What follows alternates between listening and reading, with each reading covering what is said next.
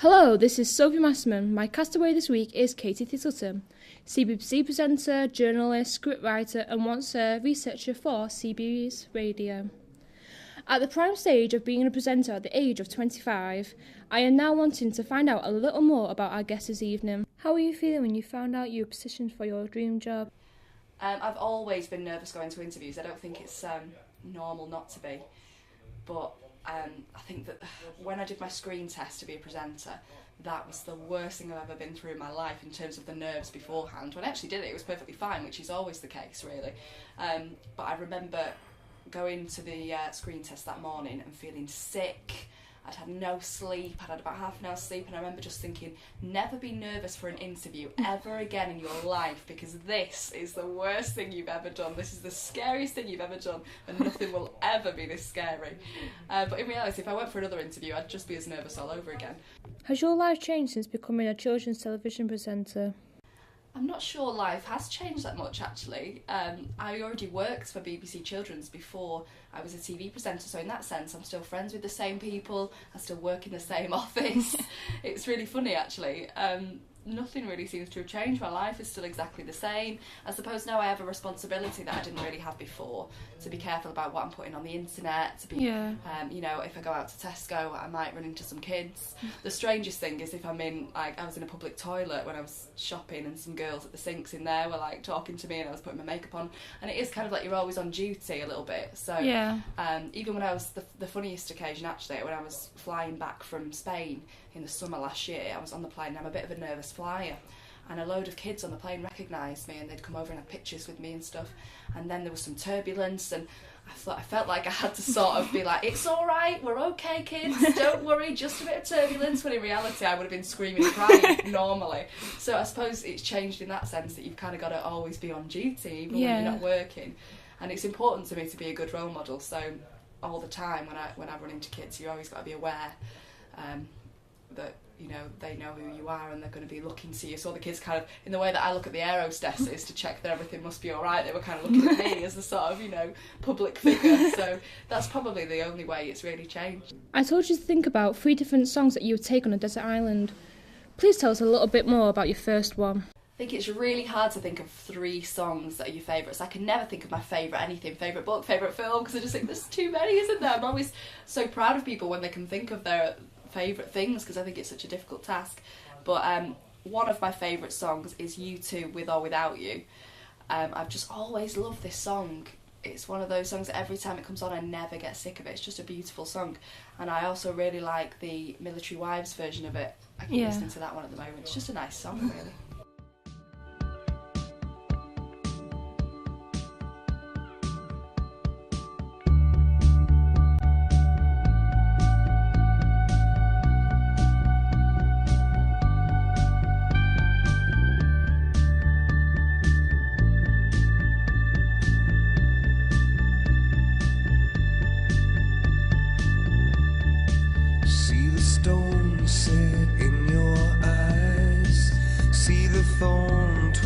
In your side, I'll wait for you.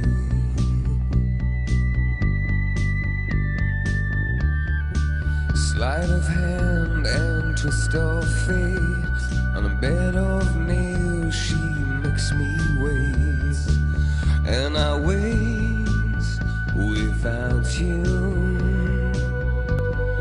with or without you.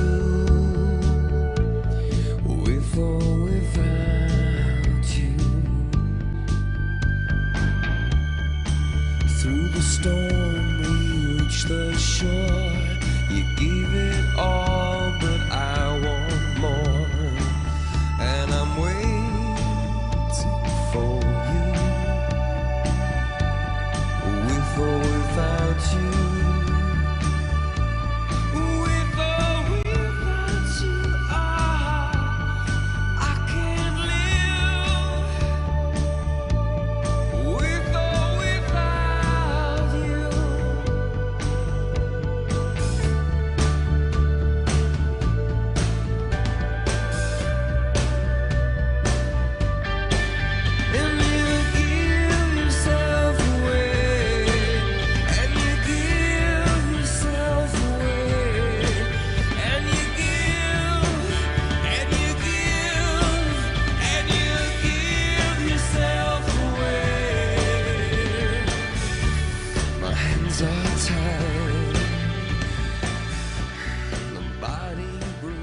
That was U2, With or Without You. Do you ever get recognised by the members of the public? So I do get recognised by members of the public quite a lot now. It's always children, really. I think the CBeebies presenters get recognised a lot by adults, because I suppose if you've got a 1-year-old or 2-year-old, you watch TV with your kids. Yeah. Whereas we're sort of 8 to 13-year-olds, they're not necessarily watching with the parents. So it is always kids that recognise me, and usually little girls, which is nice, because we didn't have a female TV presenter in the CBBC office for 18 months before I started. So they really wanted a girl to bring in the girls. So when I'm out and about and groups of young girls come up to me, I think, oh, that's really good, we've achieved what we wanted to. And I get so many girls writing to me, sending me in, necklaces and hair bubbles that they've made, and it's nice, it's really good, actually. So it's always kids that recognise me, and they're always really lovely little girls. It's always the same sort of character, and they're always so exciting. Do your family and friends ever treat you differently? I don't think my family and friends do really treat me differently, because nothing's changed in terms of I see them, I still live in the same house, it's not like I've won the lottery and all of a sudden bought myself a yacht and become a different person. It's everything stayed the same. I think the only time they've probably found it a little bit strange is when I've been with them and I've been recognised by people. So, for example, when we were on holiday last year in Spain, some little girls came over to the table, and I think that was the first time it hit them. All my family were a bit like, what's going on? This is weird. Why do these people want a picture with my niece / sister / daughter? That I think they found that strange to handle. And similarly, sometimes I go to sort of premieres of films and theatre openings in Manchester usually, and we have a bit of a red carpet sort of moment, which I hate. It's so awkward. It's the worst thing ever. I think just because I don't feel like a celebrity, so I feel like, why do they want to take a picture of me? Half of them don't know who they are, who I am, these photographers. So, and my mum comes along with me to those usually. I usually take her, and I think she really enjoys it, but at first probably found it so weird, because your family kind of gets shoved to one side with your bag and your coat, and then they take these pictures of you. You feel a bit awful about it. That was a great answer. How about you tell us a bit more about your second choice of song? My music taste is quite old-fashioned, really, to say I was born in 1989, because I just love 60s music. I love Motown, and I don't really know where that's come from. Probably listening to the kind of music that my mum and dad listened to. They were teenagers in the 60s. I've always been a bit infatuated with that era. Always wished I was a teenager back then. And I love Frankie Valli and the Four Seasons, one of my favourite bands ever. I would probably, it's so hard to pick one of their songs, but I'm going to go with Who Loves You.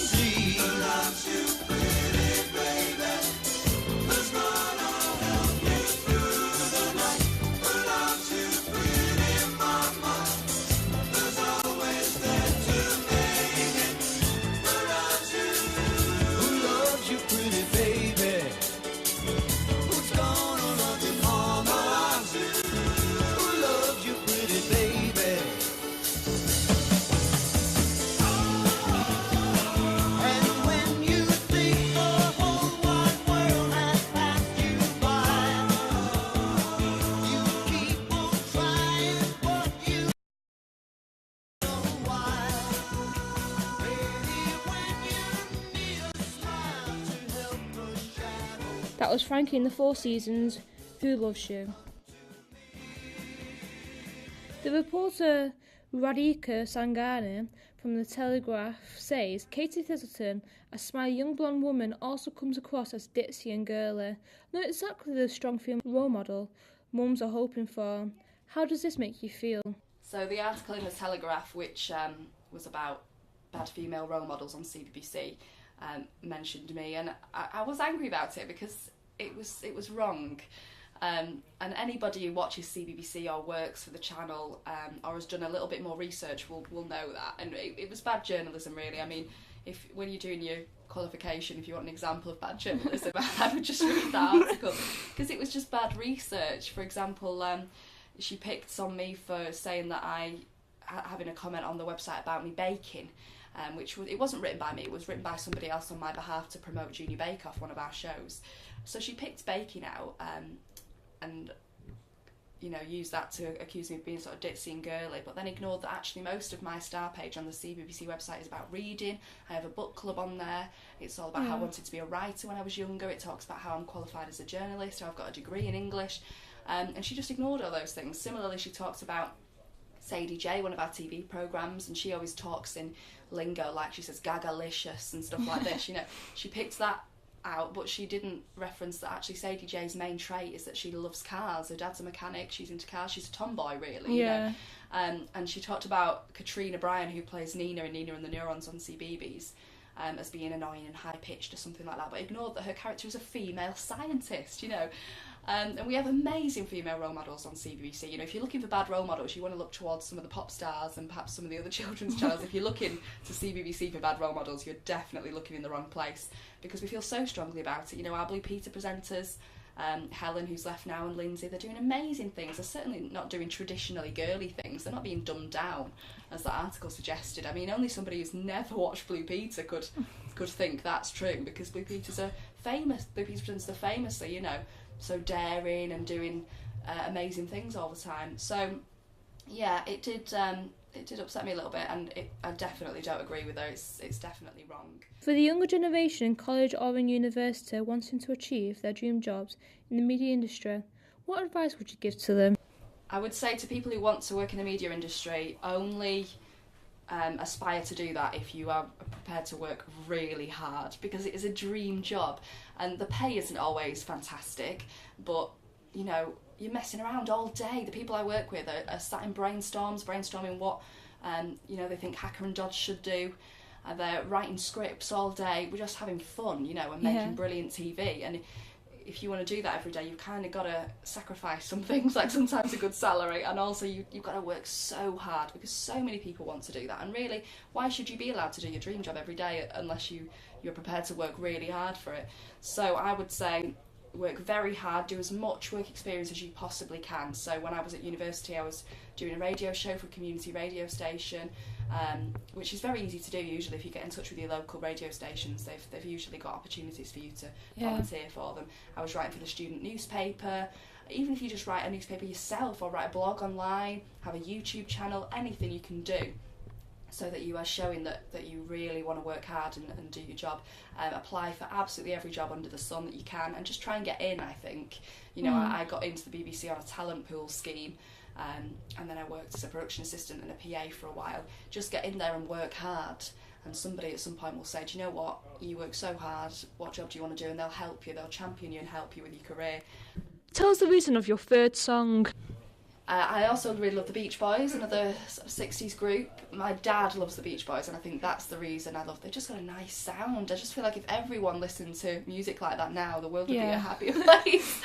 If I had to pick one Beach Boys song, probably God Only Knows.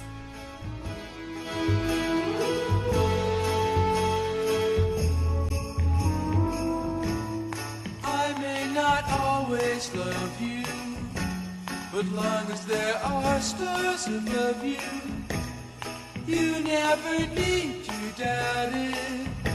I'll make you so sure about it. God only knows what I'd be without you. If you should ever leave me, well, life will still go on, believe me.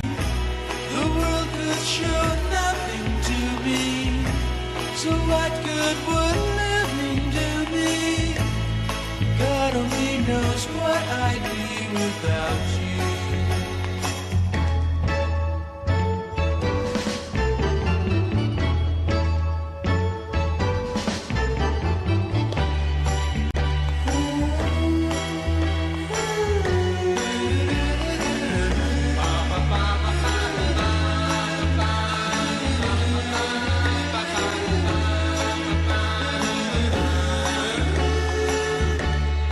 God only knows what I'd be without you.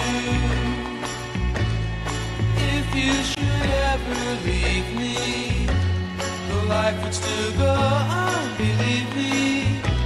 The world could show nothing to me. So what good would living do me? God only knows what I'd be without you. That was the Beach Boys, God Only Knows. What a great way to finish off our show. Thank you for listening. Desert Iron Disc.